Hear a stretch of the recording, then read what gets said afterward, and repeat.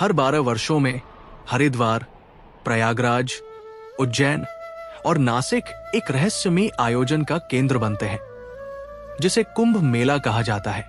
जब भी ये भव्य मेला आयोजित होता है, लाखों श्रद्धालु यहां एकत्र होते हैं, गंगा में पवित्र स्नान करते हैं और अपने पापों से मुक्ति की कामना करते हैं। लेकिन क्या आपने कभी सोचा है कि इस बार प्रयागराज में लगने वाले मेले में कौन से रहस्य छिपे हैं, जिन्हें अब तक कोई पूरी तरह समझ नहीं पाया? कुंभ मेले के 4 प्रकार होते हैं, जिनके स्थान और महत्व पर हम आगे चर्चा करेंगे। लेकिन इस बार प्रयागराज में होने वाला मेला साधारण कुंभ नहीं, बल्कि महाकुंभ है, जो केवल 144 वर्षों में एक बार आयोजित किया जाता है। ये इसे बेहद विशिष्ट और दुर्लभ बनाता है। हम अत्यंत भाग्यशाली हैं कि इस ऐतिहासिक आयोजन के साक्षी बन रहे हैं। ये केवल धार्मिक समागम ही नहीं, बल्कि इसमें कई गूढ़ रहस्य छिपे हुए हैं, जिन्हें जानना हर किसी के लिए रोचक होगा। प्रयागराज का महाकुंभ केवल एक धार्मिक मेला नहीं है, बल्कि ये आस्था, इतिहास और विज्ञान के संगम का प्रतीक है। ये वो स्थान है जहां हर बार कुछ नया रहस्य उजागर होता है और नित नए प्रश्न उत्पन्न होते हैं। ये एक ऐसा आयोजन है जहां पौराणिक कथाएं और वैज्ञानिक तथ्य आपस में मिलकर ऐसे अनसुलझे सवालों के उत्तर देने की कोशिश करते हैं, जो सदियों से रहस्य बने हुए हैं। सनातन धर्म में कुंभ मेला अत्यंत महत्वपूर्ण पर्व माना जाता है, जिसमें दुनिया भर से करोड़ों श्रद्धालु संगम स्थल पर आकर पवित्र स्नान करते हैं। मान्यता है कि महाकुंभ में स्नान करने से आत्मा शुद्ध होती है और समस्त पाप धुल जाते हैं। ये मेला 4 विभिन्न स्थानों पर आयोजित होता है। निश्चित समयांतराल में बड़ी संख्या में नागा साधु इस मेले में भाग लेते हैं, जबकि अन्य समय वे एकांत में हिमालय की दुर्गम चोटियों पर तपस्या में लीन रहते हैं। लेकिन सवाल उठता है कि आखिर वे इस आयोजन की सटीक जानकारी कैसे प्राप्त कर लेते हैं और किस प्रकार बड़ी संख्या में महाकुंभ के दौरान पवित्र घाटों पर पहुंच जाते हैं। वीडियो के अंत तक आपको इसका उत्तर भी मिल जाएगा। इसके अतिरिक्त इस वीडियो में हम आपको महाकुंभ के प्राचीन इतिहास और इसके अनसुलझे रहस्यों से परिचित कराएंगे। 2025 में प्रयागराज में होने वाले महाकुंभ में ऐसा क्या विशेष है जो इसे 144 वर्षों के बाद आयोजित किया जा रहा है? आखिर ये प्रयागराज में ही क्यों संपन्न होता है? इस मेले में अक्षयवट वृक्ष का क्या महत्व है? साथ ही हम आपको 12 के अंक और कुंभ पर्व के बीच के गहरे संबंधों के बारे में भी बताएंगे।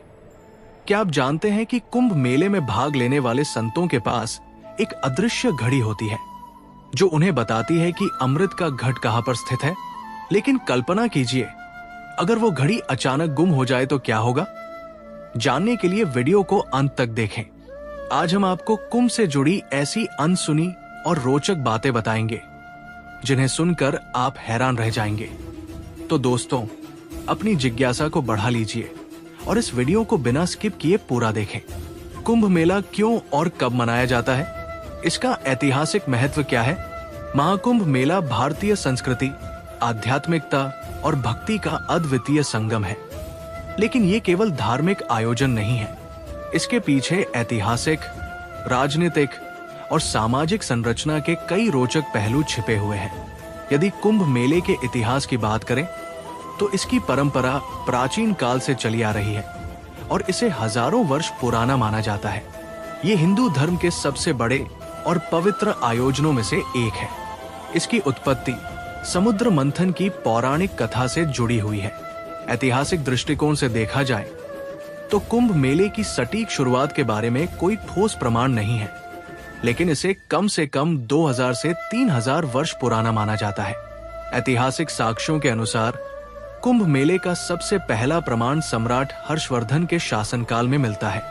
प्रसिद्ध चीनी यात्री ह्वेनसांग ने अपनी भारत यात्रा के दौरान इस मेले का उल्लेख किया था। उनकी यात्रा लगभग 1400 वर्ष पुरानी मानी जाती है। उन्होंने लिखा कि सम्राट हर्षवर्धन 606 से 647 ईस्वी इस मेले का आयोजन प्रयागराज में किया करते थे। इस अवसर पर राजा हर्षवर्धन ने अपनी संपत्ति, वस्त्र, आभूषण और खजाने का बड़ा हिस्सा दान कर दिया था। चीनी यात्री के अनुसार इस आयोजन में भारत के अलावा अन्य देशों से भी साधु संत, विद्वान और श्रद्धालु भाग लेने आते थे। आध्यात्मिक रूप से देखें तो कुंभ मेले की उत्पत्ति समुद्र मंथन की पौराणिक कथा से जुड़ी हुई है। कथा के अनुसार एक बार इंद्रदेव ने महर्षि दुर्वासा को प्रणाम किया, जिससे प्रसन्न होकर ऋषि ने उन्हें अपनी माला भेंट की। लेकिन इंद्रदेव ने उस माला को हल्के में लेते हुए अपने हाथी के मस्तक पर डाल दिया। हाथी ने अपनी सूंड से माला को उठाकर पैरों से कुचल दिया। ये देख ऋषि दुर्वासा अत्यंत क्रोधित हो गए और उन्होंने इंद्रदेव को उनके साम्राज्य और शक्तियों के नष्ट होने का श्राप दे दिया। इसके परिणाम स्वरूप सभी देवता शक्तिहीन हो गए। इस संकट से बचने के लिए वे भगवान ब्रह्मा और भगवान शिव के पास गए, जिन्होंने उन्हें भगवान विष्णु से प्रार्थना करने की सलाह दी। भगवान शिव और ब्रह्मा जी की सलाह पर देवराज इंद्र भगवान विष्णु के पास पहुंचे। भगवान विष्णु ने उन्हें क्षीर सागर का मंथन करके अमृत प्राप्त करने की युक्ति सुझाई, लेकिन यह कार्य केवल देवताओं के लिए संभव नहीं था। इसलिए विष्णु जी के परामर्श से देवताओं और असुरों के बीच एक संधि हुई। दोनों पक्षों ने मिलकर समुद्र मंथन करने और अमृत निकालने का प्रयास शुरू कर दिया। देवताओं ने असुरों को यह वचन दिया कि जो भी चीजें समुद्र मंथन से प्राप्त होंगी उन्हें समान रूप से बांटा जाएगा। मंथन के लिए मंदराचल पर्वत को मथानी और नागराज वासुकी को रस्सी के रूप में इस्तेमाल किया गया। इस प्रक्रिया के दौरान क्षीर सागर से पारिजात, उच्च ऐश्रवा, चंद्रमा, मदिरा, कामधेनु और अंततः अमृत कलश लिए भगवान धन्वंतरी प्रकट हुए। सबसे पहले मंथन से विष निकला, जिसे भगवान शिव ने अपने कंठ में धारण कर लिया। जब अंततः अमृत कलश प्रकट हुआ तो असुरों ने धन्वंतरी से वो छीन लिया। देवताओं ने महसूस किया कि असुर अब अमृत पर अपना एकाधिकार जमाने की योजना बना रहे हैं, लेकिन ऋषि दुर्वासा के श्राप के कारण वे शक्तिहीन हो चुके थे और असुरों से बलपूर्वक अमृत वापस लेना उनके लिए असंभव था। तब भगवान विष्णु ने मोहिनी रूप धारण किया और अपनी मोहक माया से असुरों को भ्रमित कर दिया। उन्होंने बड़ी चतुराई से अमृत केवल देवताओं में वितरित कर दिया। जब असुरों को यह धोखा समझ में आया तो उन्होंने देवताओं पर आक्रमण कर दिया और ये महासंग्राम पूरे 12 दिन और 12 रातों तक चला। इस युद्ध के दौरान अमृत कलश इंद्रदेव के पुत्र जयंत के हाथ में था। जब असुरों ने उनका पीछा किया तो संघर्ष के दौरान अमृत की कुछ बूंदें 4 स्थानों पर गिर गई: प्रयागराज, हरिद्वार, नासिक और उज्जैन। माना जाता है कि इन स्थानों पर दिव्य शक्तियों का वास है और तभी से यहाँ कुंभ मेले का आयोजन होने लगा। चूंकि देवताओं के लिए एक दिन मनुष्यों के 12 वर्षों के बराबर होता है, इसलिए प्रत्येक 12 वर्ष में इन पवित्र स्थलों पर कुंभ मेला आयोजित किया जाता है। इसके अलावा हर 6 वर्ष में अर्धकुंभ भी मनाया जाता है। कुंभ मेला हरिद्वार, प्रयागराज, नासिक और उज्जैन में आयोजित किया जाता है, जिसमें प्रयागराज और हरिद्वार के बीच 3 वर्षों का अंतर होता है। कुंभ पर्व के आयोजन के लिए एक ज्योतिषीय गणना की जाती है। उदाहरण के लिए, जब गुरु कुंभ राशि में प्रवेश करता है और सूर्य मेष राशि में होता है, तब हरिद्वार में कुंभ मेला लगता है। प्रयागराज में कुंभ तब आयोजित होता है जब सूर्य मकर राशि में और गुरु वृषभ राशि में स्थित होते हैं। महाकुंभ, जो 144 वर्षों में एक बार होता है, 2025 में प्रयागराज में आयोजित किया जा रहा है। ये आयोजन 13 जनवरी से 26 फरवरी तक चलेगा और इसमें ग्रहों व नक्षत्रों की विशेष स्थिति के कारण स्नान का अत्यधिक पुण्य फल माना जाता है।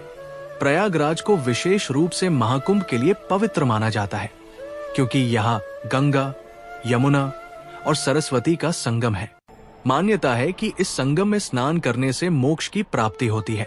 उत्तर प्रदेश के प्रयागराज में 4000 हेक्टेयर क्षेत्र में आयोजित होने वाले इस महाकुंभ मेले में अनुमानित रूप से देश विदेश से लगभग 40 करोड़ से अधिक श्रद्धालुओं के आने की संभावना है। प्रशासन इस विराट आयोजन के लिए विशेष प्रबंध कर रहा है ताकि यातायात और भीड़ को प्रभावी ढंग से संभाला जा सके। सिर्फ जल सुविधा की लागत 40 करोड़ रुपए है, जो 25 हेक्टेयर में फैली हुई 1249 किलोमीटर लंबी पाइपलाइन के माध्यम से संचालित होती है। अब तक 2013 में आयोजित कुंभ मेला सबसे विशाल धार्मिक आयोजन माना जाता था, जिसमें 12 करोड़ से अधिक श्रद्धालुओं ने भाग लिया था। लेकिन 144 वर्षों के बाद होने वाला ये महाकुंभ भव्यता के मामले में उससे कहीं अधिक विशाल होने वाला है। इसकी विशालता का अंदाजा इसी बात से लगाया जा सकता है कि इसका अनुमानित बजट 6,382 करोड़ रुपए निर्धारित किया गया है। अब नासिक के कुंभ की बात करें तो ये सिंह राशि में बृहस्पति के प्रवेश करने पर गोदावरी नदी के तट पर आयोजित किया जाता है। इसके अलावा जब अमावस्या के दिन बृहस्पति, सूर्य और चंद्रमा कर्क राशि में होते हैं, तब भी गोदावरी तट पर कुंभ पर्व मनाया जाता है। वहीं उज्जैन का कुंभ तब होता है जब सिंह राशि में बृहस्पति और मेष राशि में सूर्य का प्रवेश होता है। इसके अतिरिक्त कार्तिक अमावस्या के दिन जब सूर्य और चंद्रमा एक साथ होते हैं और बृहस्पति तुला राशि में प्रवेश करता है, तब मोक्षदायक कुंभ उज्जैन में संपन्न होता है। इसे सिंहस्थ कुंभ कहा जाता है क्योंकि इसमें सिंह राशि में बृहस्पति का संयोग होता है। उज्जैन में कुंभ का आयोजन हर 12 वर्षों में होता है। अब जब हमने महाकुंभ के इतिहास को समझ लिया है, तो आइए इससे जुड़े कुछ रहस्यों पर चर्चा करें, जिनके बारे में बहुत कम लोग जानते हैं। सबसे पहले शाही स्नान से जुड़े रहस्य को जानें। शाही स्नान का अर्थ है संगम में साधु संतों और भक्तों का स्नान। मान्यता है कि इस पवित्र डुबकी से सभी पुराने पाप नष्ट हो जाते हैं और जन्म मरण के चक्र से मुक्ति का मार्ग प्रशस्त होता है। महाकुंभ के दौरान विभिन्न अखाड़ों से जुड़े संत और साधु शाही स्नान के लिए आते हैं। वे सोने चांदी की पालकियों, हाथी और घोड़ों पर सवार होकर स्नान स्थल तक पहुंचते हैं। ये आयोजन अखाड़ों की शक्ति और भव्यता को दर्शाता है। इसे राजयोग स्नान भी कहा जाता है। पवित्र नदी में तय मुहूर्त पर साधु और उनके अनुयायी डुबकी लगाते हैं। पौराणिक मान्यताओं के अनुसार शुभ समय पर स्नान करने से अमरता का आशीर्वाद प्राप्त होता है और यही कारण है कि शाही स्नान कुंभ मेले का एक महत्वपूर्ण हिस्सा बन चुका है। शाही स्नान का इतिहास 14वीं से 16वीं शताब्दी के बीच का माना जाता है, जब भारत में मुगल आक्रमण शुरू हुआ था। साधुओं ने धर्म और संस्कृति की रक्षा के लिए अखाड़ों का गठन किया। हिंदू शासकों ने धर्म की रक्षा के लिए नागा साधुओं से सहयोग लिया। इसके बाद जब भी कुंभ या महाकुंभ का आयोजन होता, तब साधुओं को विशेष सम्मान देते हुए सबसे पहले स्नान का अवसर दिया जाता। यही परंपरा धीरे धीरे राजशाही स्नान के रूप में प्रसिद्ध हुई और आज भी इसका अनुसरण किया जाता है। कुंभ मेले में स्नान के बाद अक्षयवट के दर्शन का विशेष महत्व है। ऐसा माना जाता है कि इस वृक्ष के दर्शन करने और उसके नीचे पूजा करने से व्यक्ति को जन्म मरण के चक्र से मुक्ति मिलती है। ये भी कहा जाता है कि कुंभ में स्नान के बाद अक्षयवट के दर्शन न किए जाएं, तो स्नान का पूरा लाभ नहीं मिलता।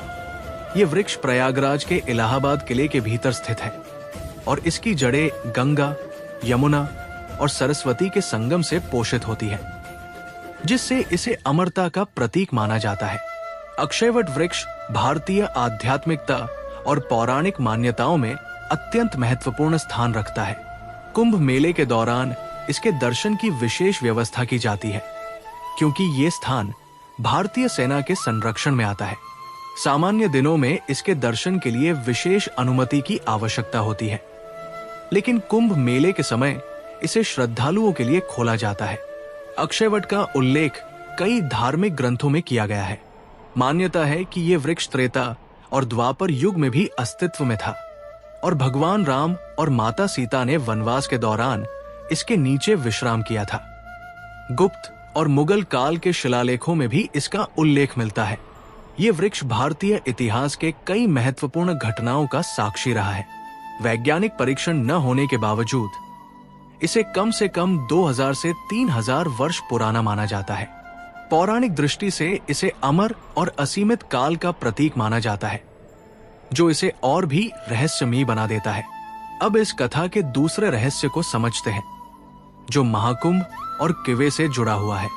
समुद्र मंथन के दौरान जब अमृत कलश निकला तो देवताओं और असुरों के बीच उसे पाने के लिए जबरदस्त संघर्ष छिड़ गया। देवताओं को यह ज्ञात था कि यदि असुर अमृत पी लेते तो वे अमर हो जाते और सृष्टि का संतुलन बिगड़ जाता। इसीलिए भगवान विष्णु ने मोहिनी रूप धारण कर असुरों को भ्रम में डाल दिया और अमृत कलश देवताओं को सौंप दिया। जब यह कलश देवताओं के पास पहुंचा तो असुरों ने इसे छीनने का प्रयास किया।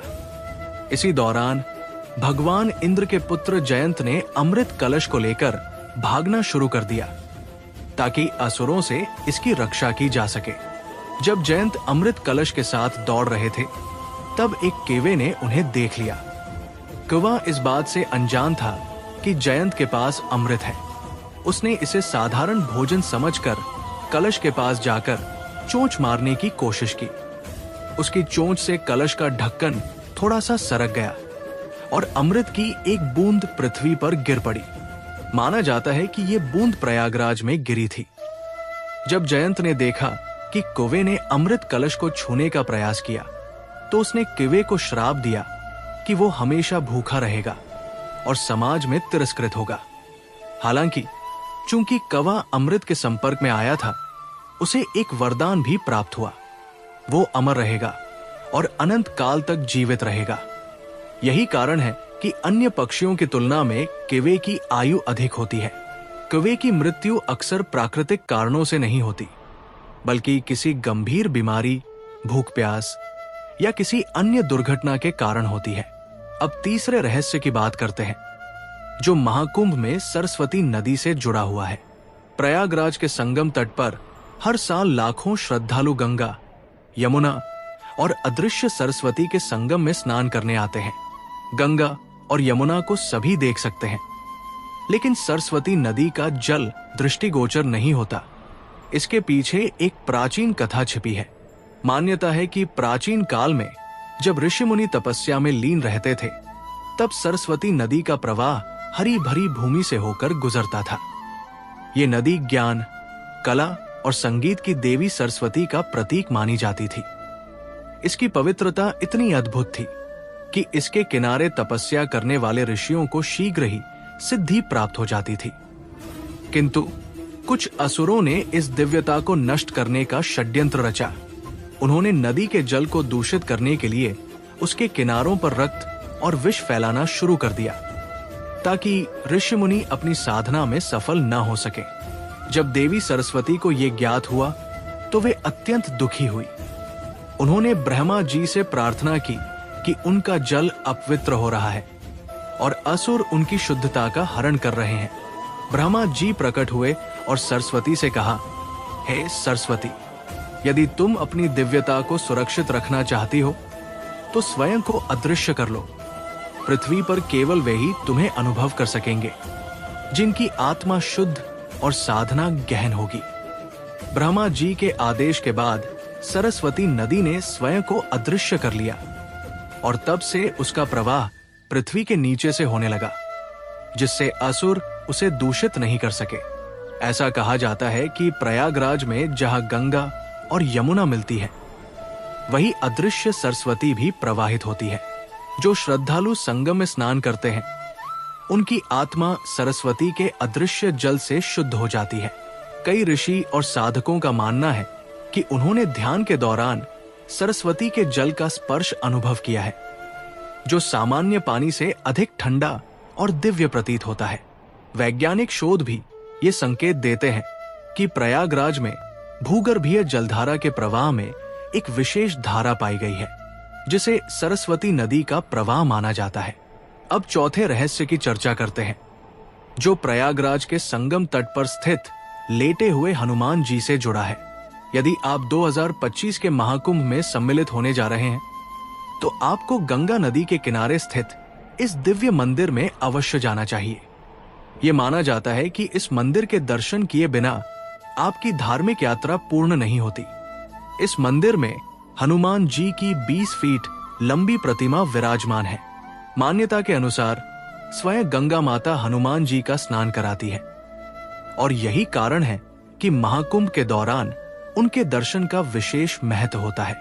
हनुमान जी का ये मंदिर सिद्ध मंदिरों में से एक माना जाता है, जिसकी स्थापना कम से कम 600 वर्ष पूर्व मानी जाती है। इस मंदिर में स्थित हनुमान जी की प्रतिमा के बारे में मान्यता है कि उनके बाएं पैर के नीचे कामदा देवी और दाएं पैर के नीचे अहिरावण दबा हुआ है।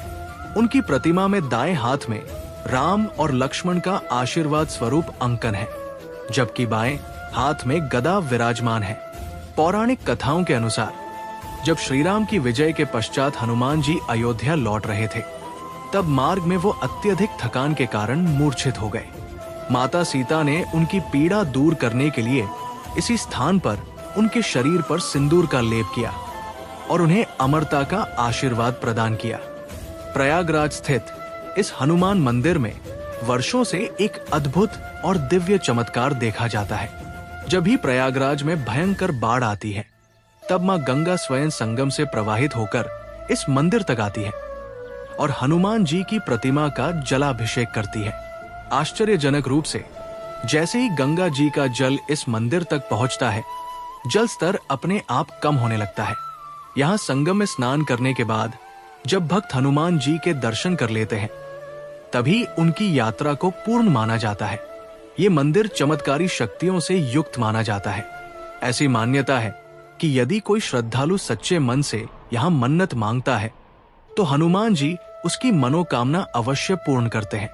साथ ही कहा जाता है कि जो भी भक्त श्रद्धा और भक्ति भाव से हनुमान जी की आंखों में देखता है, उसके सबसे बड़े कष्ट भी संकट मोचन हनुमान जी पल भर में हर लेते हैं। महाकुंभ के समय यहाँ अपार भीड़ उमड़ती है और भक्तों की आस्था देखने योग्य होती है। अब बात करते हैं उस रहस्य की जिसके बारे में बहुत कम लोग जानते हैं। धरती और स्वर्ग में एक साथ कुंभ का आयोजन। जी हाँ, जब पृथ्वी पर महाकुंभ होता है, तब देवलोक में भी कुंभ का आयोजन किया जाता है। इस प्रकार ये एक ऐसा अवसर होता है जब स्वर्ग और धरती दोनों स्थानों पर कुंभ का आयोजन एक साथ संपन्न होता है। बहुत कम लोगों को ज्ञात होगा कि कुंभ के आयोजन में सूर्य, चंद्रमा, गुरु और शनि ग्रहों का विशेष योगदान होता है। इन ग्रहों की स्थिति ये निर्धारित करती है कि कुंभ का आयोजन कब होगा। ऐसा इसलिए है क्योंकि यही 4 ग्रह अमृत कलश की रक्षा करने के लिए विशेष रूप से सक्रिय थे। यही कारण है कि कुंभ मेले के दौरान जो भी श्रद्धालु सच्चे मन से मनोकामना मांगते हैं, उनकी इच्छाएं पूर्ण होती हैं, क्योंकि इस समय देवगण भी अत्यंत प्रसन्न रहते हैं। अब हम आपको उस ऐतिहासिक घटना के बारे में बताते हैं जब महाकुंभ में तीर्थयात्रियों पर भारी कर टैक्स लगाया गया था।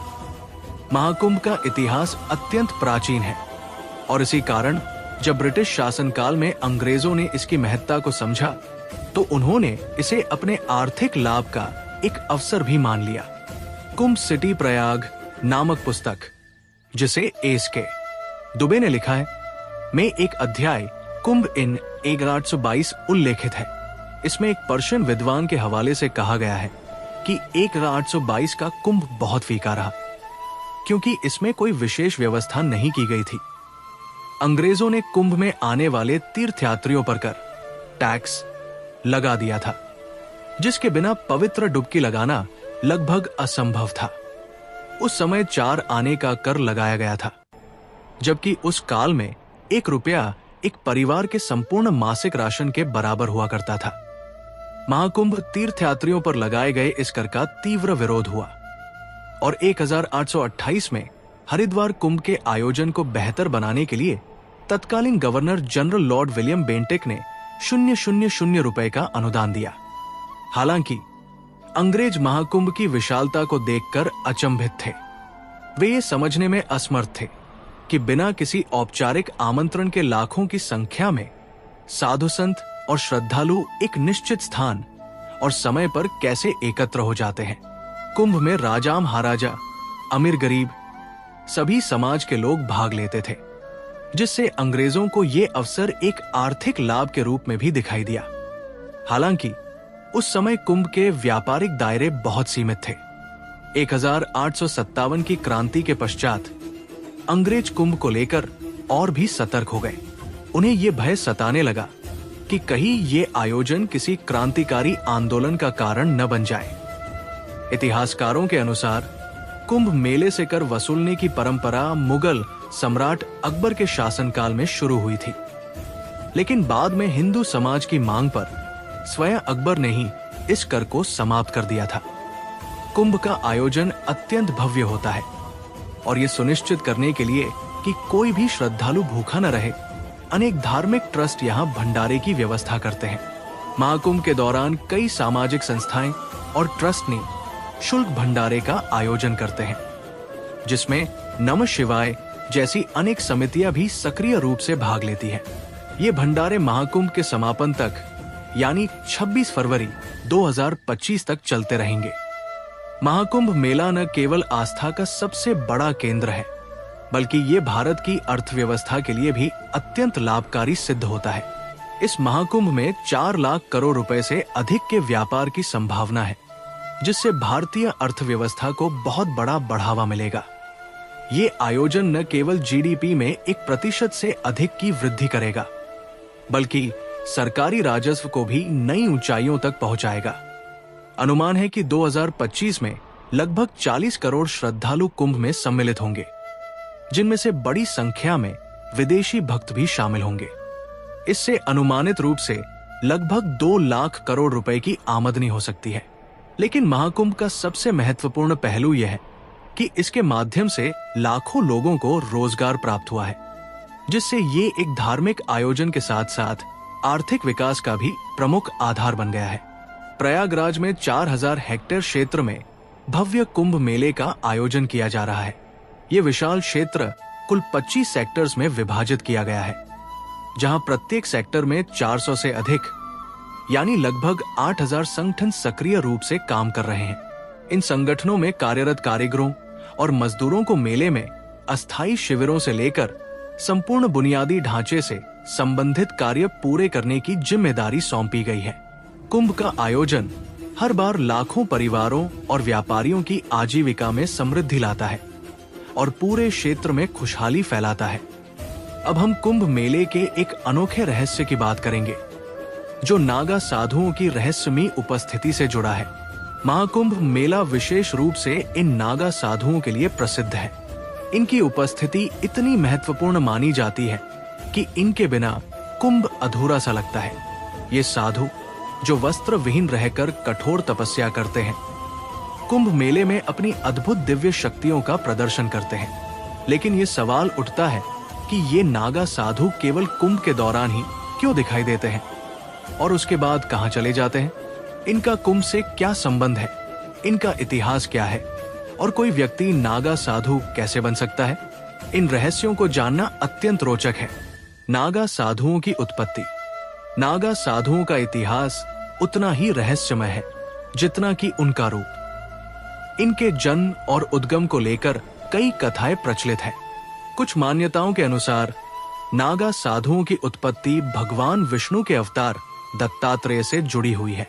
एक कथा के अनुसार प्राचीन काल में अधमकर नामक एक दैत्य राजा स्वयं को भगवान मानता था और चाहता था कि लोग केवल उसकी पूजा करें, न कि किसी अन्य देवता की। उसने पूरे संसार में आतंक फैला दिया था। तब भगवान दत्तात्रेय ने इस असुर से मुक्ति दिलाने के लिए अपनी दिव्य शक्ति से एक विशेष तपस्वी का निर्माण किया। ये साधु लंबे केश, बढ़ी हुई दाढ़ी और शरीर पर विभूति लपेटे हुए था। उसके पास एक त्रिशूल था, गले में 11 मुखी रुद्राक्ष और तन पर कोई वस्त्र नहीं था। ये नग्न तपस्वी आगे चलकर नागा साधु कहलाया। एक अन्य मान्यता के अनुसार नागा साधुओं को संगठित करने का श्रेय आदि गुरु शंकराचार्य को जाता है। जब उन्होंने देखा कि राजा महाराजाओं के पास योद्धाओं की बड़ी संख्या है, लेकिन वे केवल अपने महलों और राज्य की रक्षा तक सीमित है, धर्म की रक्षा के लिए कोई आगे नहीं आ रहा, तब उन्होंने इस दिशा में कदम उठाया। उन्होंने ये समझ लिया कि केवल शास्त्रों से धर्म की रक्षा संभव नहीं है, इसके लिए शस्त्र उठाने होंगे। इस उद्देश्य से 8वीं शताब्दी में आदि शंकराचार्य ने सनातन धर्म को मजबूत करने के लिए देश के 4 कोनों में 4 प्रमुख पीठों की स्थापना की। गोवर्धन पीठ, शारदा पीठ, द्वारका पीठ और ज्योतिर्मठ। इन्हीं पीठों के अंतर्गत एक विशेष योद्धा समूह का गठन किया गया, जिसे आगे चलकर नागा साधुओं के रूप में पहचाना जाने लगा। नागा साधुओं के बलिदान की कहानियां। नागा साधुओं की भूमिका केवल तपस्या तक सीमित नहीं रही, बल्कि उन्होंने भारत और धर्म की रक्षा में भी महत्वपूर्ण भूमिका निभाई है।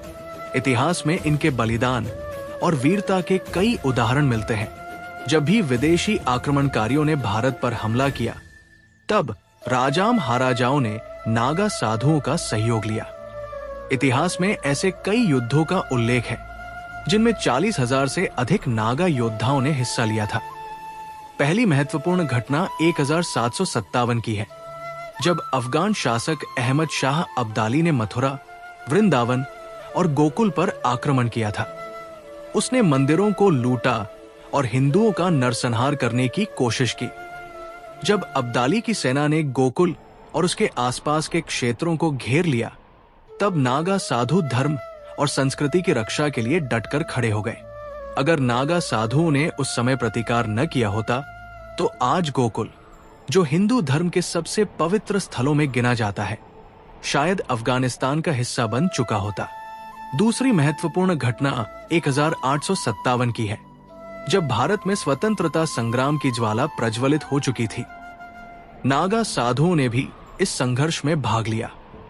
1857 में नागौद में 300 नागा साधु और क्रांतिकारी योद्धाओं ने ब्रिटिश छावनी पर हमला किया और मेजर कैलिस को मार गिराया।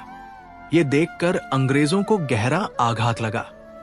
इतना ही नहीं, पिंडरा के जागीरदार ठाकुर दलगंज सिंह ने अपने 1500 सैनिकों के साथ 1858 में ब्रिटिश सेना पर आक्रमण कर दिया। नागा साधु इस युद्ध में उनके सहयोगी बने। चित्रकूट के हनुमान धारा क्षेत्र में नागा साधु क्रांतिकारी सैनिकों के साथ मिलकर अंग्रेजों के खिलाफ युद्ध की योजना बना रहे थे। जब अंग्रेजों को इस बात की भनक लगी, तो उन्होंने स्थानीय शासकों की मदद से नागा साधुओं और क्रांतिकारियों पर हमला कर दिया। इस संघर्ष में सैकड़ों नागा साधु वीरगति को प्राप्त हुए, लेकिन उनकी बहादुरी ने अंग्रेजों को भी चौंका दिया। तीसरी कहानी 1566 से 1567 की है, जब मुगल सम्राट अकबर का शासन था। उस समय हिंदुस्तान का बड़ा हिस्सा मुगलों के अधीन आ चुका था, लेकिन कुछ क्षेत्र अब भी स्वतंत्र थे। नागा साधुओं ने तब भी धर्म की रक्षा के लिए अपने प्राणों की आहुति दी थी। इस तरह नागा साधु केवल साधना करने वाले तपस्वी नहीं हैं, बल्कि वे धर्म और राष्ट्र की रक्षा के लिए सदैव तत्पर रहने वाले योद्धा भी हैं। कुंभ मेले में उनकी उपस्थिति केवल धार्मिक महत्व ही नहीं रखती, बल्कि ये उनके ऐतिहासिक बलिदान की याद भी दिलाती है। मेवाड़ वो इलाका था जहां मुगल सम्राट अकबर की हुकूमत नहीं थी। उस समय मेवाड़ के राजा महाराणा उदय सिंह थे। मेवाड़ की भौगोलिक स्थिति के कारण गुजरात से दिल्ली जाने वाला सबसे छोटा मार्ग इसी क्षेत्र से होकर गुजरता था। इस मार्ग की सुरक्षा के लिए मुगल व्यापारियों और अधिकारियों को मेवाड़ को भारी कर देना पड़ता था, क्योंकि ये अब भी एक स्वतंत्र राज्य था। यही बात अकबर को नागवार गुजर रही थी और उसने मेवाड़ को अपने अधीन करने का निश्चय किया। सन 1566 में अकबर आगरा से हरियाणा की ओर बढ़ा और एक वर्ष तक वहीं ठहरकर अपनी मित्र रियासतों से सैन्य सहायता का इंतजार किया। उसने अपना पड़ाव एक बड़े जलकुंड के पास डाला, जहां साल में एक बार नागा साधु यज्ञ और अनुष्ठानों के लिए जल ग्रहण करने आते थे। जब साधु वहां पहुंचे तो अकबर और उसकी सेना ने उनका उपहास किया। पहले तो साधु इस अवमानना को नजरअंदाज कर आगे बढ़ गए, परंतु जब ये अपमान बार बार दोहराया गया तो नागा साधु अत्यधिक क्रोधित हो गए। इसके बाद करीब 100 नागा साधुओं ने अकबर की सेना पर हमला कर दिया। दूसरी ओर अकबर की सेना में 300 से अधिक सैनिक थे। बावजूद इसके साधुओं ने अपनी वीरता से सभी 300 सैनिकों को परास्त कर दिया और स्वयं अकबर को भी घायल कर दिया। हालांकि अकबर समय रहते भाग निकलने में सफल रहा। जब उसे होश आया तो वो अपने महल में था, लेकिन इस संघर्ष की याद उसने जीवन भर नहीं भुलाई। इस युद्ध में लगभग 60 से 70 नागा साधु भी शहीद हुए थे। ऐसा भी कहा जाता है कि जब महाराणा प्रताप और अकबर के बीच युद्ध हुआ, तब नागा साधुओं ने महाराणा प्रताप की सेना का समर्थन किया था। नागा साधुओं ने कई ऐतिहासिक युद्धों में हिंदू सेनाओं के योद्धाओं की तरह भूमिका निभाई। औरंगजेब और नागा साधुओं का टकराव। सन 1664 में जब औरंगजेब के सेनापति मिर्जा अली तुरंग ने काशी पर आक्रमण किया, तो हजारों नागा साधु उसकी सेना के खिलाफ खड़े हो गए और काशी विश्वनाथ मंदिर की रक्षा में योगदान दिया।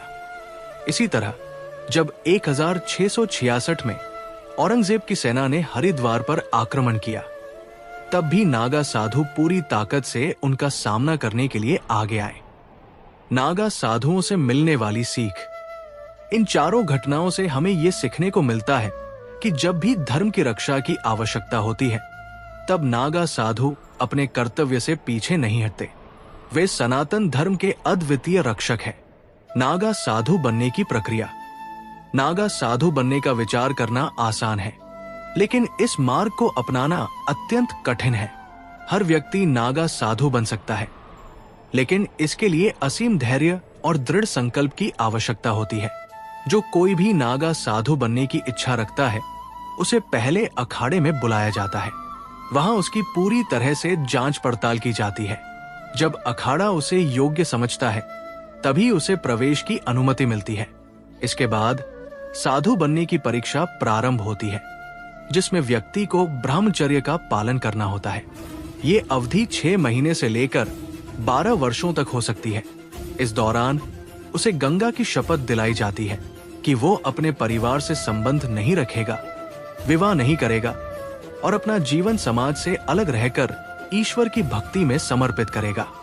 उसे सभी सांसारिक मोहमाया और रिश्ते नाते त्यागने होंगे। जब व्यक्ति अखाड़े में रहता है, तो उसका गुरु उसकी हर गतिविधि पर नजर रखता है। जब गुरु को लगता है कि शिष्य दीक्षा लेने के योग्य हो चुका है, तब उसे 5 गुरु दिए जाते हैं, जिन्हें पंचदेव कहा जाता है: विष्णु, शक्ति, शिव, सूर्य और गणेश। इसके बाद गुरु शिष्य को भस्म, भगवा वस्त्र और रुद्राक्ष प्रदान करते हैं। दीक्षा के समय उसे एक विशेष गुरु मंत्र दिया जाता है, जो उसकी आध्यात्मिक यात्रा का आधार होता है। ये मंत्र नागा साधुओं के लिए अत्यंत महत्वपूर्ण होता है। इसके बाद गुरु शिष्य को हमेशा के लिए वस्त्रों का त्याग करने की शपथ दिलाते हैं।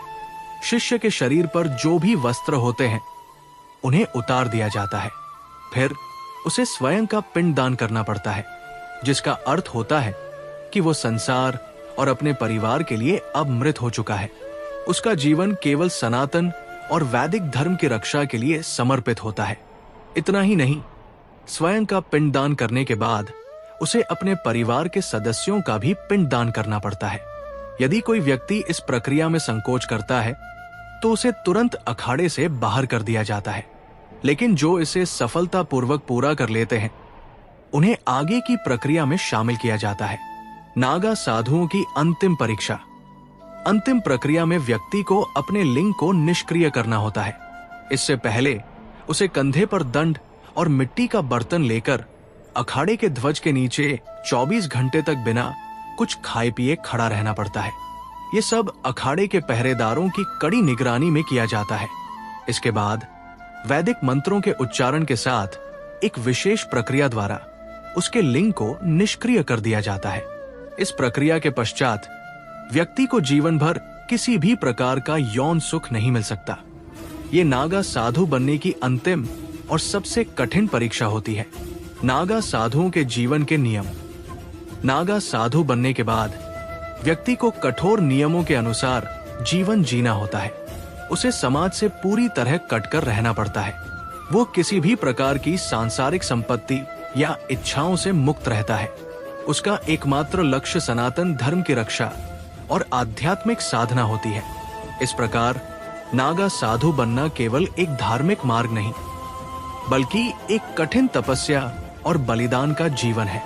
यही कारण है कि नागा साधु सनातन धर्म के लिए सबसे बड़े रक्षक माने जाते हैं। दीक्षा लेने के बाद नागा साधु को आजीवन ब्रह्मचर्य का पालन करना पड़ता है और अपनी इच्छाओं पर पूरी तरह नियंत्रण रखना होता है। इसके अलावा कई बार उन्हें अपने गुरु और वरिष्ठ साधुओं की सेवा भी करनी होती है। गुरु जो भी आदेश दे, चाहे वो उनके हित में हो या न हो, नागा साधु को उसे मानना अनिवार्य होता है। साथ ही दीक्षा के बाद साधु को हमेशा के लिए वस्त्रों का त्याग करना पड़ता है। वो चाहकर भी कोई वस्त्र धारण नहीं कर सकता। यही कारण है कि आपको कोई भी नागा साधु वस्त्र पहने हुए नजर नहीं आएगा। हालांकि कुछ साधु विशेष परिस्थितियों में छाल या गेरुआ वस्त्र पहन सकते हैं, लेकिन उन्हें एक से अधिक वस्त्र धारण करने की अनुमति नहीं होती। अक्सर आपने स्त्रियों को श्रृंगार करते देखा होगा, लेकिन नागा साधु भी अपने तरीके से श्रृंगार करते हैं। हालांकि उनका श्रृंगार महिलाओं से अलग होता है। वे अपने शरीर पर विभूति और रुद्राक्ष धारण करते हैं, जहां महिलाओं के लिए 16 श्रृंगार महत्वपूर्ण माने जाते हैं। वहीं नागा साधु 17 प्रकार के श्रृंगार से स्वयं को सुशोभित करते हैं, जिनमें माथे पर भभूत, रोली का लेप और पैरों में चांदी या लोहे का कड़ा शामिल होता है। नागा साधुओं के लिए केश रखने के 2 विकल्प होते हैं। या तो वे अपने सारे केश त्याग दें या फिर लंबी जटाएं धारण करें। यही कारण है कि लगभग सभी नागा साधुओं को लंबी जटाओं में देखा जाता है। ऐसा माना जाता है कि उनकी जटाएं उनका अभिमान होती है, इसलिए वे इन्हें बड़े स्नेह और देखभाल से संवारते हैं। नागा साधु अपनी जटाओं को किसी भी बाहरी सामग्री का उपयोग किए बिना केवल रेत और भस्म से साफ करते हैं। कहा जाता है कि कई साधुओं की जटाएं 10 फीट तक लंबी होती है। नागा सन्यासी भिक्षा के माध्यम से अपना जीवन यापन करते हैं। वे अधिकतम 7 घरों में ही भिक्षा मांग सकते हैं, और यदि 7 घरों में भी भिक्षा न मिले तो उन्हें भूखा रहना पड़ता है। नागा साधुओं में इतनी आत्मनियंत्रण की शक्ति होती है कि वे बिना भोजन के भी लंबे समय तक जीवित रह सकते हैं। यदि 15 दिनों तक भी भोजन न मिले तो भी वे बिना किसी कठिनाई के रह सकते हैं।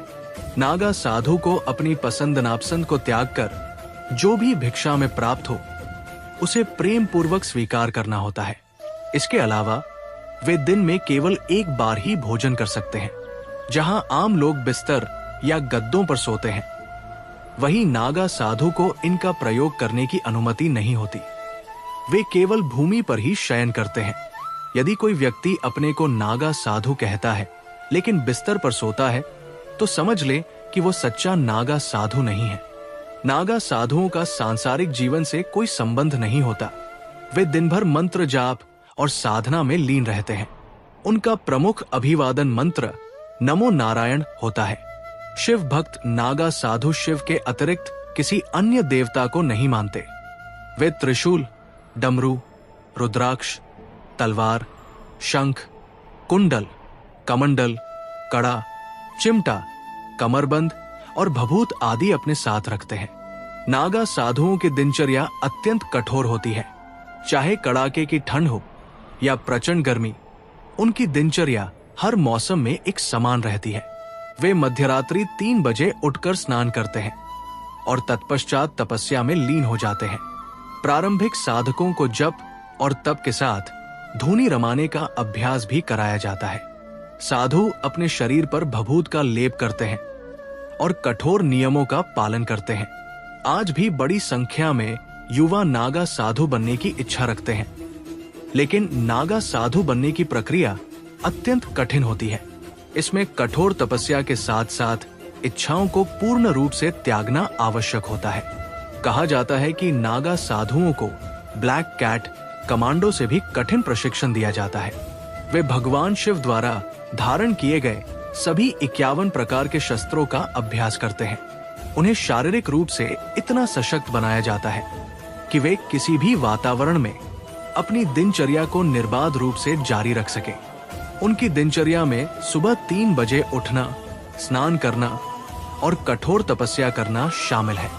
जब कोई नागा साधु इस संसार को छोड़कर चला जाता है तो उसका अंतिम संस्कार भी अन्य लोगों से भिन्न तरीके से किया जाता है।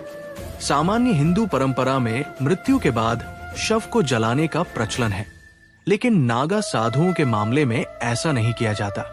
इसका एक महत्वपूर्ण कारण यह है कि नागा साधु जीवन भर जंगलों और पहाड़ों पर निवास करते हैं और अपने शरीर पर भभूत लगाते हैं।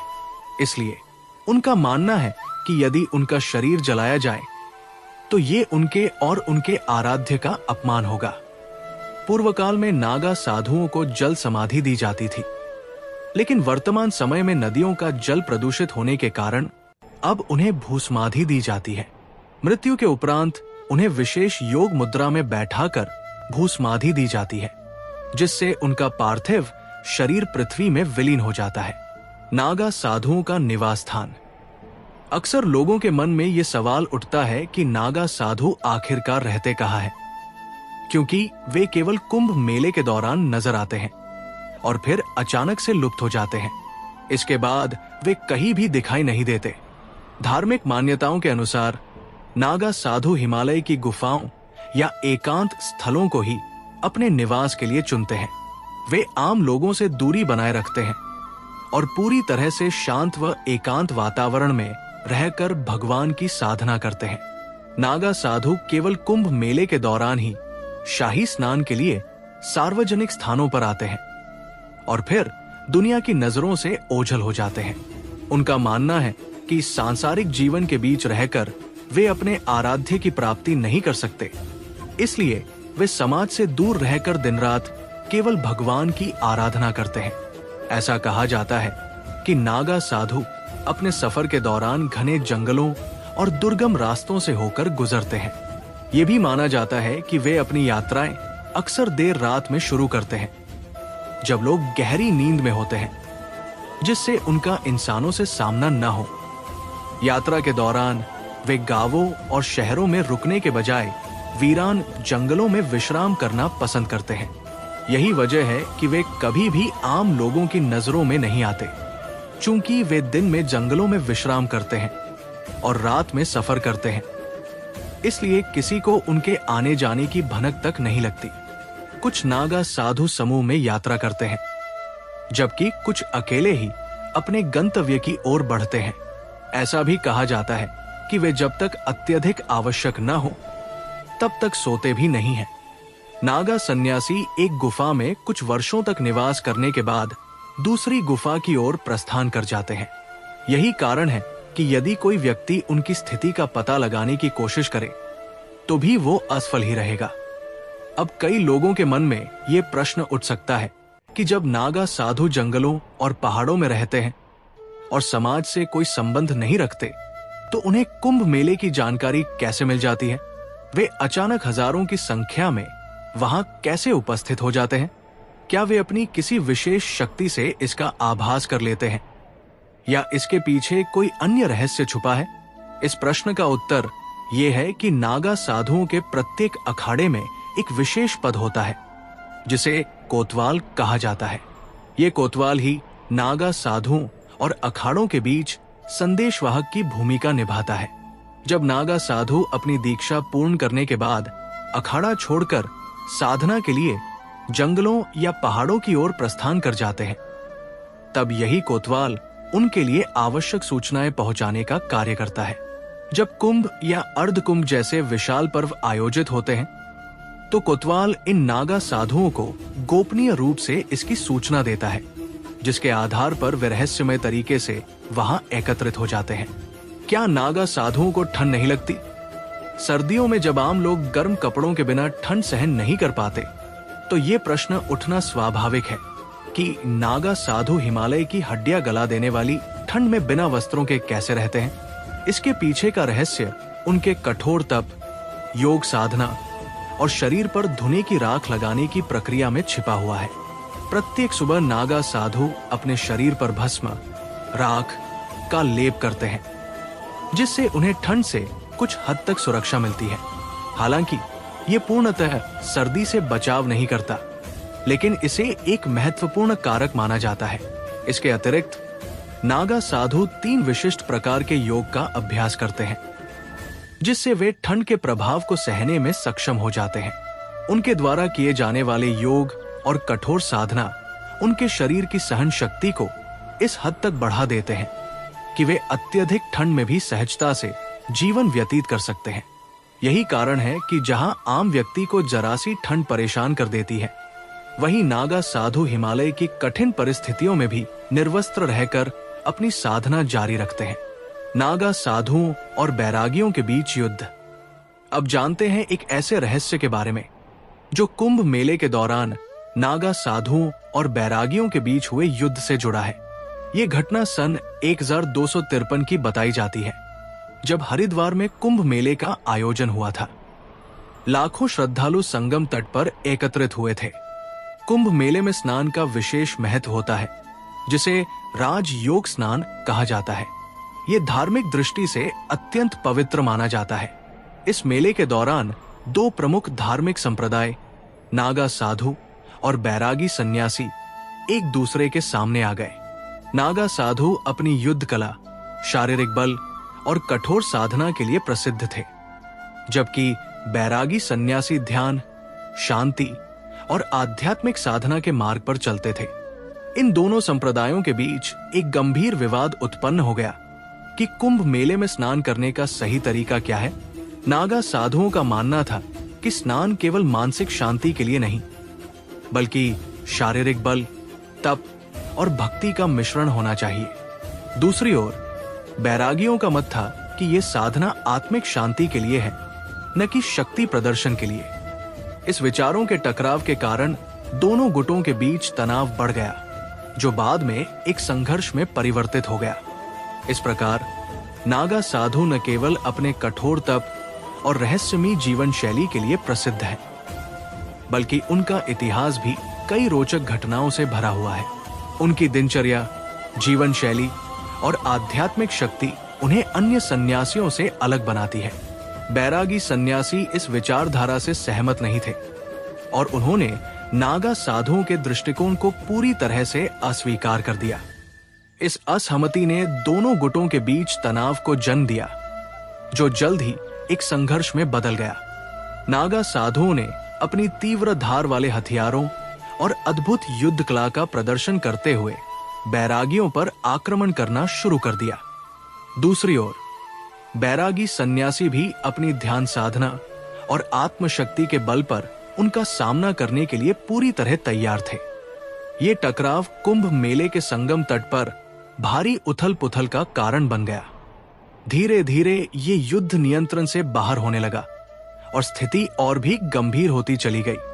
जदुनाथ सरकार की पुस्तक ए हिस्ट्री ऑफ द नामी नागा सन्यासी के अनुसार 1253 में हरिद्वार कुंभ के दौरान नागा साधुओं और बैरागियों के बीच हुए इस युद्ध में नागा सन्यासियों की विजय हुई थी। तो दोस्तों, ये थी महाकुंभ के इतिहास और उसके रहस्यों से जुड़ी एक महत्वपूर्ण जानकारी। इस वीडियो में हमने इस रहस्यमयी घटना के बारे में विस्तार से जाना। हमें उम्मीद है कि ये वीडियो आपको पसंद आई होगी। अगर आपको ये वीडियो अच्छी लगी हो तो इसे ज्यादा से ज्यादा अपने दोस्तों और परिवार वालों के साथ साझा करें। अगर आप भी 144 वर्षों के बाद होने वाले इस महाकुंभ का हिस्सा बनने जा रहे हैं तो कमेंट बॉक्स में हर हर महादेव अवश्य लिखें।